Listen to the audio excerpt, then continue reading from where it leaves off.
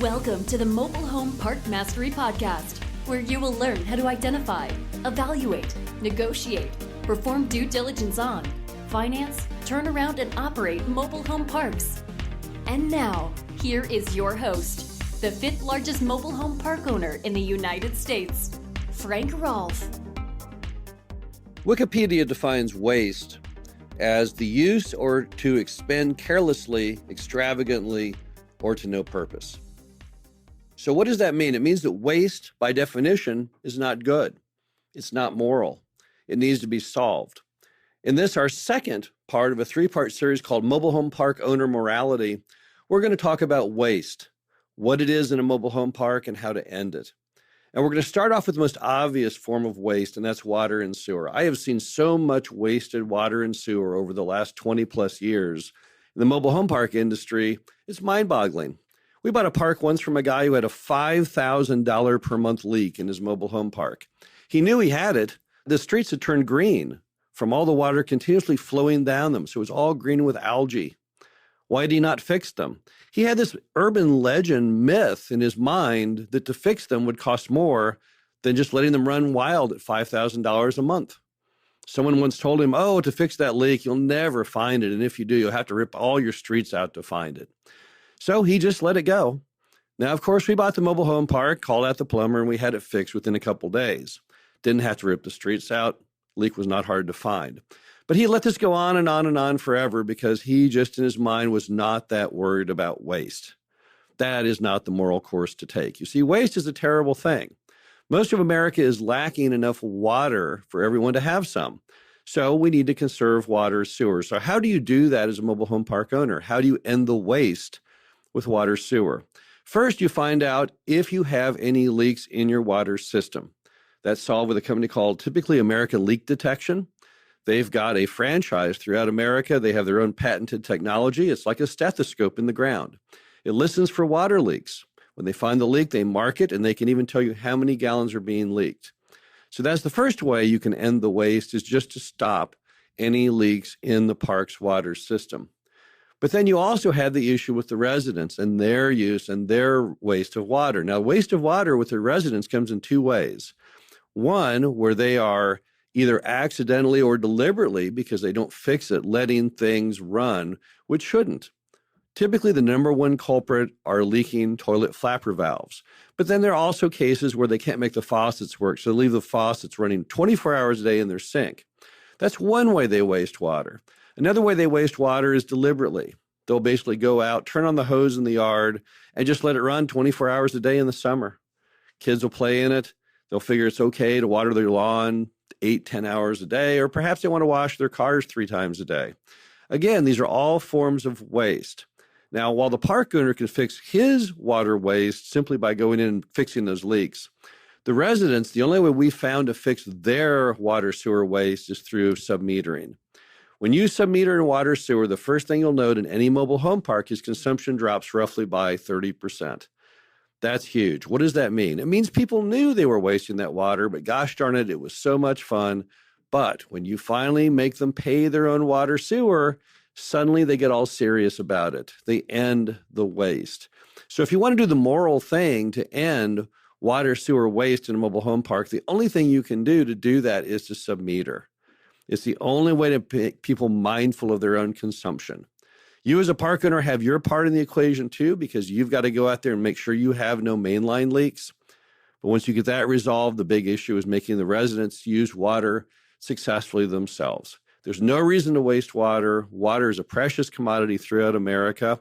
Bear in mind that when I say water and sewer on the front end, that's because sewer is a component of water. The water that you waste, the water that goes down that drain, you have the further waste compounding because now you're taking the precious sewer disposal systems of the city and putting it to greater effort for no purpose. It's water that didn't even need to be used. So the first area of mobile home park morality on waste is fixing water sewer. The next thing as a mobile home park owner to end waste is to bring common areas back to life. I was touring one in a park that we recently purchased, and it was a terrible, terrible waste of what could be. A pool area that's unused, a pool that's not functioning, a clubhouse which hasn't seen any human life, I wouldn't think, for several decades. But it would be so easy to bring it back to life. It doesn't need much. Basically, the decking is all good. You can immediately get chairs and tables. And that clubhouse, all you have to do is put in new flooring, new lights, paint it, and you're opened up for business again. And people can use those spaces. It seems almost cruel when you've got spaces inside a mobile home park that people could use to gather, to have fun, to celebrate occasions, to hold a birthday party, and you deny them that right simply because you didn't want to put in the effort to open it up. Gathering spaces in mobile home parks don't have to be indoors. They can also be outdoors. If you've got any open area, and every mobile home park has them, why not help people to utilize those areas? Why not put in some picnic tables and chairs, maybe some cooking stands, something that allows people to gather and enjoy the recreation? Now, down in Florida, the mobile home parks are much more adept to using their common areas. They've got shuffleboard and all kinds of upper end amenities. But you don't have to have that for people to have enjoyment. You can take an empty field and turn it into an empty field or an athletic field by simply putting in a couple soccer goals. What a giant difference that makes. So the next form of waste that all mobile home park owners should strive to remove is common area waste. If you've got a grassy area, if you've got a structure, a building of any type that is not being utilized for some constructive purpose, I think that's probably morally wrong. I think you should be able to step in and bring that back to life and make that a nice place for people to gather and enjoy themselves again. Another form of waste you see in mobile home parks are in the mobile homes themselves, older mobile homes that are owned by the mobile home park. These homes might be from the 70s, the 80s, 90s, even newer. But what happens is the mobile home park owner often doesn't step in and renovate those homes. They let them sit idly by, or even worse, they go in and remodel them but do a very poor job of it. It's a huge wasted opportunity. Now, if you ever got to the mobile home park show there in Louisville or Tunica, you'll note that there's a lot of interesting design ideas that have come up in recent times on making mobile homes look better than they ever have before. Anyone who goes to those shows will tell you they've never seen the state of the product as high as it is today. A lot of that is thanks, of course, to Warren Buffett's Clayton Homes, who have kind of led the way on bringing modern design elements to the industry. But nevertheless, you can go to those shows and come away with a lot of great ideas. And you can go back to your mobile home park and go to those mobile homes you have to renovate, and you can institute a lot of what you saw in that old mobile home to make it look new again. Maybe you paint an accent wall. Maybe you put in that wood vinyl where they now make hardwood look in vinyl that's so accurate you can't even tell the difference. You'll get a lot of ideas from those shows. Why not institute them in your mobile homes? It's a terrible waste when you see a 1970s or 1980s home, which could be a really nice place to live, and it's either not have anyone living in it, it's abandoned, or it's not been renovated to a higher standard, because it doesn't take a lot of money. It doesn't take a lot of thought to make those older homes nice again. And you also just have the simple waste of people not living in the homes. How in the world is that not wasteful? At a time when the nation's need for affordable housing has never been higher, how crazy is it that the park owner would allow the home to sit there with no one using that as that affordable housing they need so badly? So that's another form of waste, and the moral decision from the park owner should be every home you see should be put back in service as quickly as possible, and every home you renovate, you should do as nice a job on it as you can. I'm not saying that you need to go over the top. You don't need to gild the lily. You don't need to put in expensive Berber carpets. You don't need to go in and put in special orange peel texturing on the wall like a custom home.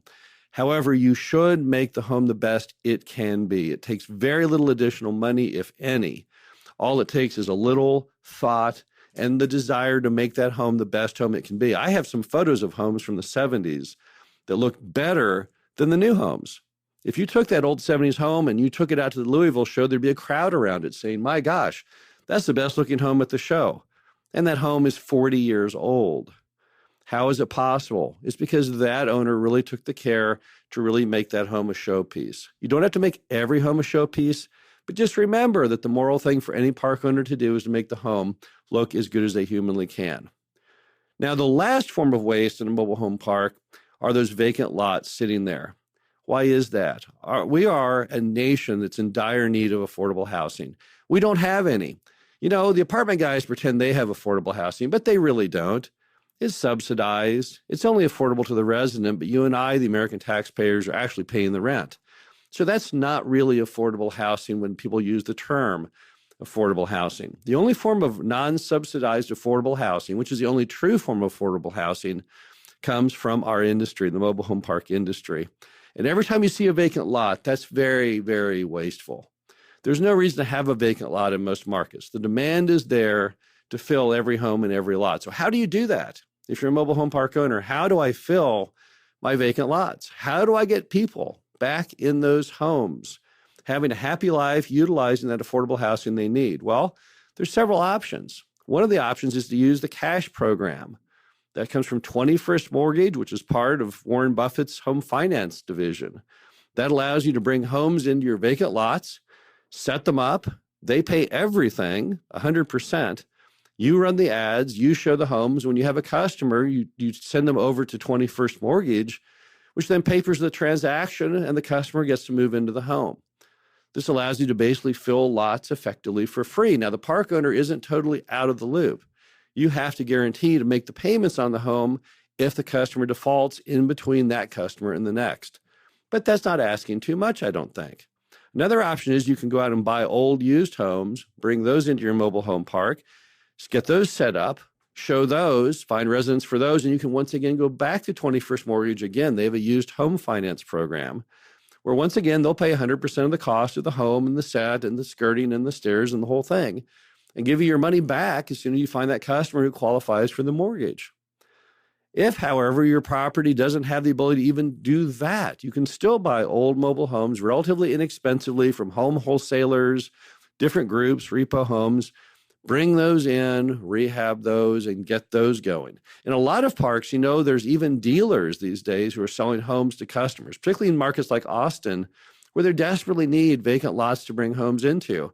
And you also have the component of all those folks, mostly baby boomers, who are retiring in RVs, and they need places to put those RVs. And what better place than those vacant lots in your property? So there's really no reason to have any vacant lots.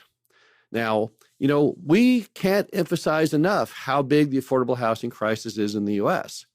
They estimate there's somewhere around 60 million people needing affordable housing right now.